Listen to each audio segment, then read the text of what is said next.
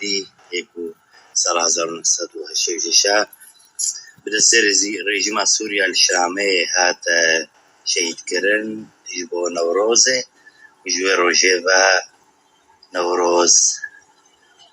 هنکی آزاد بود خوینا بی شهیدی بزابو خباتا کو پیرابون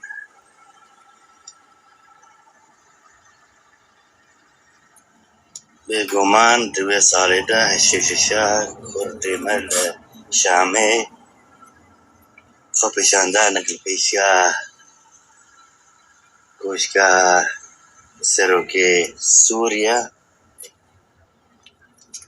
و دوی خبشاندان ده لشکر رژیم گلباران کرن اف